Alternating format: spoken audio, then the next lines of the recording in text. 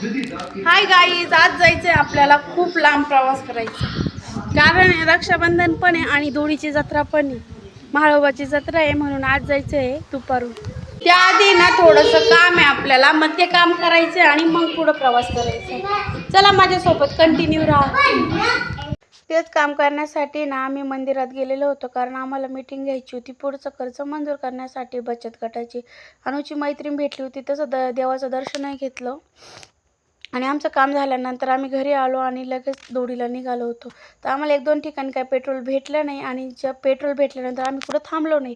लगेच घरी आलेल्या सांगून त्यांनी मला मस्त गरम गरम चहा पाजला आणि रोहितचं काम चालू होतं, मटण बारीक करायचं काम. त्याला म्हटलं लवकर भाजी शिजवते, म्हणे भाजी तुझ्याच हाताने करायची. म्हटलं ठीक आहे, चला द्या चूल पेटून. सगळ्याला कामाला लावलं. मोना भाकरी करत होते, मम्मीनी ना कांदा वगैरे चिरून दिला होता. आजी बसली होती, निशू पण आलेला होता आणि आजी पण आलेली होती. तेव्हा आम्ही सगळे खूप दिवसातून भेटलो होतो. मस्त शिजायला टाकलेलं होतं आणि इतकं भारी वास येत होतं ना की बस, ते काही सांगण्यातच मजा आहे. ज्याला म्हणजे जत्राचं किंवा कारणाचं मटण करताना पाहिलंय ना, त्यालाच माहिती का त्याचा किती आनंद बी आणि चव पण असते म्हणून. मग मटण शिजलं का चेक केलं, शिजलेलं होतं मस्तपैकी. मग भाजी वगैरे घातली. पप्पा आणि मीच होते आचारी. दरवेळेस आम्ही दोघंच असतो, कारण रोहित असला का काम बिघडून टाकतो. त्याच्यानंतर या जेवायला. Thank you for watching. बाय.